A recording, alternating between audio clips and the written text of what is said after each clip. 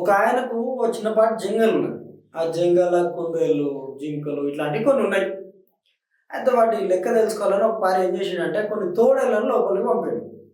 పోయి చూసిరారా భయ్ ఆ కుందేళ్ళు, జింకలు ఎన్ని ఉన్నాయో లెక్క కట్టుకొని రారా అని తోడేళ్ళు పంపితే తోడేళ్ళు కొద్ది రోజులు లోపలికి పోయి బయటకు వచ్చినాయి. బయటకు వచ్చి అడిగినాక లెక్కలు చెప్పినాయి. గిది గిన్ని ఉన్నాయి ఈ తోడేళ్ళు, జింకలు ఎన్ని, కుందేళ్ళు ఎన్ని అని లెక్కలు చెప్పినాయి. కానీ ఆయనకి లెక్కలలో ఫరాక్ వచ్చింది. ఎందుకు ఫరాక్ వచ్చిందో తెలుసు కదా. లోపల పోయినాయి తోడేళ్ళు. తోడేళ్ళు ఊపిన ఉండవు కదా, ఆకలి వేసినప్పుడు తీట కొట్టినప్పుడు దాన్ని కొడతాయి, చంపుతాయి, తింటాయి. తెలంగాణ ప్రభుత్వం చేపట్టిన కులగణన సర్వే కూడా సేమ్ అట్లాంటిదే ఉన్నది. ఇక్కడ తోడేళ్ళు, మిగతా జింకలు ఎవరని ప్రత్యేకంగా చెప్పనక్కర్లేదు. జింకలు అంటే ఇప్పుడు మన జనాభా తగ్గిన బీసీలు అని అనుకోవచ్చు. తోడేళ్ళు ప్రభుత్వంలో ఉన్నోళ్ళు రేవంత్ రెడ్డి, కోమటి రెడ్డి, ఉత్తమ్ కుమార్ రెడ్డి, పొంగులేటి శ్రీనివాస్ రెడ్డి, ఇలా అనమాట. ఎందుకు ఇంత కఠినమైన మాటలు మాట్లాడాల్సి వస్తుంది అంటే చాలా సెన్సిటివ్ మ్యాటర్. కులగణన అనేది చాలా కాలంగా ఉన్న డిమాండ్. ఇప్పటి నుంచి అప్పుడెప్పుడో 1931లో బ్రిటిష్ వాళ్ళు చేసిపోయిన కులగణన తప్పితే ఇప్పటి వరకు 75 ఏళ్ల స్వతంత్ర భారతంలో కులగణన ఏ ప్రభుత్వం చేయలేదు. పోనీ రేవంత్ రెడ్డి ప్రభుత్వం దాన్ని ఇనిషియేటివ్ తీసుకొని మేము బీసీల లెక్కలు తెలుస్తామని తొడలు కొట్టి మీసాలు కొట్టిపోతే ఏమైంది? ఇంత 10 ఏళ్ల కింద 51% ఉండే బీసీ.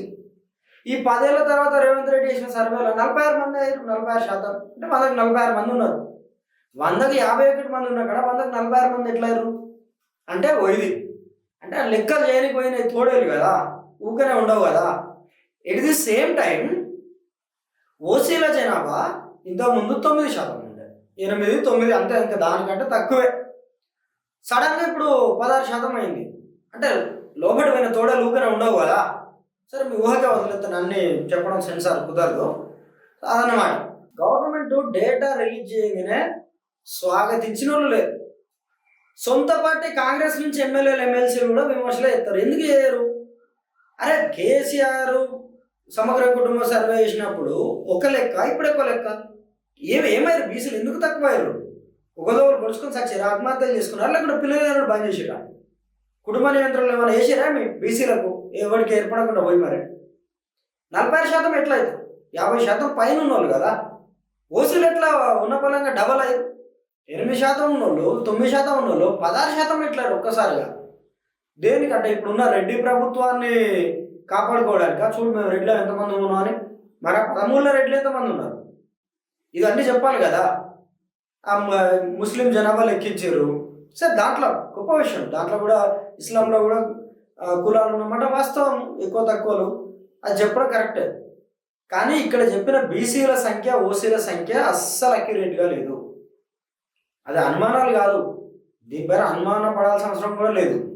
100కు 1000% ఇది తప్పుడు డేటాను ప్రభుత్వం ఉద్దేశపూర్వకంగా రిలీజ్ చేసింది బీసీలని మోసం చేయడానికి, వంచడానికి అని అందరూ విమర్శలు చేస్తారు. దీనిపైన ప్రభుత్వం దీనిపైన ఆన్సర్ చేయాలి, వాళ్ళకి బాధ్యత ఉన్నది. ఇక్కడ మళ్ళీ ఏదో సర్వే చేసిర్రు అంటే చేసేది సర్వే, పోయిరు బీసీలు ఇంతమంది, ఎస్సీలు ఇంతమంది, ఎస్టీలు ఇంతమంది అని బల్క్గా పట్టుకొచ్చాడు. ఓ ప్రైవేట్ సంస్థకు అప్పగిద్దాం, వాడు 3 మనుషులు పెట్టి ఓ 3 రోజులు రాష్ట్రం దింపి వాళ్ళు కూడా చెప్తాడు ఈ లెక్కలు, ఎస్సీలు ఇంతమంది, బీసీలు ఇంతమంది అని. క్యాస్ట్ సెన్సస్ అన్నాడు. కులగణన అనేది ఈ ఎవరి జనాభా ఎంతున్నదో అని చెప్పడంతో పాటు ఏ జనాభా ఏ పరిస్థితుల్లో ఉంది, వాళ్ళ జీవన విధానం ఏంటి, వాళ్ళ స్థితిగతులు ఏంటి, వాళ్ళ ఆర్థిక పరిస్థితులు ఏంటి, వాళ్ళు ఊర్లు ఉన్నారా, పట్టణంలో ఉన్నారా, జాబులు ఉన్నాయా, కూలి పని చేస్తారా, వ్యవసాయం చేస్తారా, లేదంటే ఎటన్నా వలసలు పోతారా, అడక్క తింటారా, ఇది చెప్పాల్సింది క్యాస్ట్ సెన్సస్ అంటే. దాన్ని మనం పోయి నిజామాబాద్లో 30 మంది ఉన్నారు, తెలంగాణలో 40 మంది, ఇది కాదండి. ఇది మామూలుగా మనకి ఎలక్షన్ డేటాలో కూడా కనిపిస్తుంది కదా. రాండంగా కేంద్ర ప్రభుత్వం చేసే జనగణనలో కూడా ఎంతో కొంత, సరే వాళ్ళు బయటికి రిలీజ్ చేయకున్నా, ప్రభుత్వాలు చేపట్టకున్నా ఓ అంచనా అనేది గింతే కదా చెప్పేది. వీళ్ళకి ఇంతమంది ఉంటారు, ఇంతమంది ఉంటారు అని. దానికి ఇంతమందిని ఉద్యోగుల్ని పంపి, ఇన్ని కోట్లు పెట్టి, ఇంత ఆడావిడి చేసి, ఇన్ని తొడలు కొట్టి, ఇంత జబ్బలు దర్శి మేమేదో ఆకాశం భూమి ఇస్తున్నాం అని చెప్పి గిదా తీసింది బీహార్ ప్రభుత్వం చేసింది. క్యాస్ట్ సెన్సస్ 50% ఉంటారని అంతకుముందు అంచనా జనాభా 60% పైన ఉన్నదని తేలింది బీసీల జనాభా. ఎంత మంచిగా చేశారు నితీష్ కుమార్ గవర్నమెంట్. ఏ కులం ఎంత ఉన్నది, దానిలో ఉపకులాలు ఏంది, ఉపకులంలో ఎంతమంది ఉన్నారు, వాళ్ళ ఆర్థిక పరిస్థితి ఏంది, సామాజిక పరిస్థితులు ఏంది, అవన్నీ లెక్కలు కట్టి ప్రతి చిన్న అంశాన్ని లెక్కించి వాళ్ళు డేటా రిలీజ్ చేశారు. ఎందుకు అంత అక్యురేట్గా వచ్చింది అంటే నితీష్ కుమార్ బీసీ కాబట్టి. మరి ఈడే వేసింది ఎవరు? తోడేళ్ళు మేకలు లెక్క పెడితే ఇట్లనే ఉంటుంది, మేకల జనాభా తగ్గుతుంది, తోడేళ్ళు వాళ్ళని చూపించుకోవాలి కదా, అట్లనే అయింది. అక్యురేట్గా రాలా. అసలు ఎవరైనా చెప్పిర్రా? ఉపకులాల డేటా కూడా ఇవ్వాలి కదా, ఉపకులాల వాళ్ళ ఆర్థిక పరిస్థితులు ఏందో చెప్పాలి కదా, వాళ్ళ సామాజిక పరిస్థితులు ఏందో చెప్పాలి కదా. బీహార్ గవర్నమెంట్ క్యాస్ట్ సెన్సస్ చేసినప్పుడు ఇస్లాంలో ఉన్న కులాలన్నింటినీ చెప్పారు. దాదాపు 60 కులాల పైన లెక్క తెలియదు. 60 కులాల మధ్య కూడా వాళ్ళ మధ్య సామాజిక పరిస్థితులు, కొన్ని ఆ కులం ఈ కులం మధ్య ఉండే సామాజిక పరిస్థితులను కూడా వివరించింది బీహార్ ప్రభుత్వం. వీళ్ళు ఏం చేసారయ్యా అంటే ఏడాది అని చెప్పుకుంటారు, ఏడాది మేము చేసినాం అది కానీ, ఏడాది నుంచి హామీ ఇచ్చి అంత ప్రాసెస్ చేసినామని, ఏడాది నుంచి అయితే గిదా 10వ తరగతి పోరాలను 10 మందిని పంపితే 10 రోజుల్లో వేసుకొస్తారు ఈ డాటా. దానికి ఇంత పెద్ద ప్రభుత్వం యంత్రాంగం వీళ్ళేం అవసరం లేదు. చెప్పాలి, ఇవన్నీ చెప్పినప్పుడు ఎందుకు ఈ డాటా? ఏం చేయనీకి? పోనీ ఈ క్యాస్ట్ సెన్సస్ చేసిర్రు, దీనిపైన ప్రభుత్వం ఏమైనా ప్లాన్లలో ఉన్నదంటే మళ్ళీ అది లేదు. ఏదో వాళ్ళకి నోటుకు వచ్చిన డాటా, లేదంటే వాళ్ళకి అనుకున్న నంబర్లే కావచ్చు, మరి నోటుకు వచ్చిన డాటానో లేకుంటే మనం గీతీర నంబరే ఇద్దాం అనుకున్నారో ఆ నంబరు రిలీజ్ చేసి అయిపోయింది. ఏం చేస్తారు? స్థానిక సంస్థలలో 40% పైన 42% రిజర్వేషన్ అప్లై చేస్తా అంటారు. మరి దానికి చట్టం చేయాలి కదా. ఊకుంటారా మీరు? ఎవరైనా ఊకుంటారా? బీసీ వాళ్ళు నిలబడుతుంటే రెడ్డి వాళ్ళు ఊకుంటారా? వెలమలు ఊకుంటారా? అబ్బాయి వాళ్ళ మీద పోటీ చేస్తారు. ఆ ఊళ్ళలో పోయి చూడు భయం ఆడికి. ఎస్సీ ఎస్టీలు బీసీలు ఎలక్షన్లలో పోటీ చేద్దామంటే రెడ్డి వాళ్ళని ఎగలనిస్తాడా? వెలమైన వాళ్ళని ఎగలనిస్తాడా? కమ్మాయిన ఆయన ఉండనిస్తాడా? ఉండనియాడు కదా. బలమైన చట్టాలు తీసుకురావాలి, వాళ్ళ ఎంపవర్మెంట్ అట్లా ఆలోచించాలి ప్రభుత్వం. ఎందుకు ఆలోచించదంటే వీళ్ళు బీసీలు కాదు కాబట్టి. ఉత్తమ్ కుమార్ రెడ్డి, పొంగులేటి శ్రీనివాస్ రెడ్డి, రేవంత్ రెడ్డి వీళ్ళే బీసీలు కాదు కదా, వాళ్ళకేం కడుపు నొప్పి. బీసీలు ఎట్లుంటేది, వాళ్ళకి ఏమైతుంది.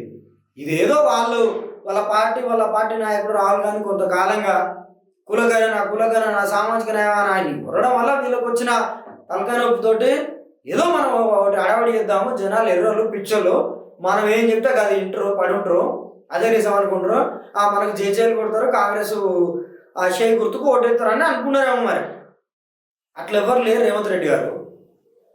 సో రెడ్డి ప్రభుత్వం నేను చెప్తాను, ఇది కాంగ్రెస్ ప్రభుత్వమే కానీ రెడ్డి ప్రభుత్వం ఇది. మా బీసీల అసలైన లెక్కలు తేల్చండి, అసలైన లెక్కలు విడుదల చేయండి, మా స్థితిగతులతో సహా ఏ కులాలు ఏ పరిస్థితుల్లో ఉన్నాయి, ఏ కులాలు ఎంతమంది ఉన్నారు, వాళ్ళ వయస్సు, పరిమితి, ఆర్థిక స్థితి, వాళ్ళకి ఎన్ని జాగాలు ఉన్నాయి, ఎన్ని భూములు ఉన్నాయి, వాళ్ళ ఇన్లెట్లు ఉన్నాయి, వాళ్ళు ఎంతవరకు చదువుకున్నారు, ఎంతమందికి సర్కారు నౌకర్లు ఉన్నాయి, ఎంతమంది కూలి పని చేసుకుంటారు, ఎంతమంది ఆ కూలి కూడా దొరకక ఉన్నారు. ఇవన్నీ లెక్కలు అక్యురేట్గా చెప్పండి. లేదంటే బీసీలు మిమ్మల్ని ఇష్టపెట్టరు, కాంగ్రెస్ పార్టీని ఈ రెడ్డిలని అస్సలు వదిలిపెట్టరు. మీకు రాజకీయంగా భవిష్యత్ కావాలంటే బీసీల అక్యురేట్ డేటా. ఒకవేళ ఇది మీరు తప్పుగా చేసి ఉంటే మళ్ళీ చేయరు, మళ్ళీ ఒకసారి క్యాస్ట్ సెన్సస్ చేసి అస్సలైన సెన్సస్ రిలీజ్ చేయరు. మీకు ఒకవేళ ఎవరైనా ఆదర్శం కావాలంటే బీహార్ పోయి నితీష్ కుమార్ను అడిగి తెలుసుకొని రారు కులగణన ఎట్లా చేయాలో. మీకు రాకుంటే ఆయన చెప్తాడు, లేకుంటే ఆయన 10 మందిని పంపించి మీతో ఉండి దగ్గరుండి చెప్తాడు. సో అసలైన డేటా రిలీజ్ చేయండి, లేదంటే బీసీ మిమ్మల్ని వదిలిపెట్టరు.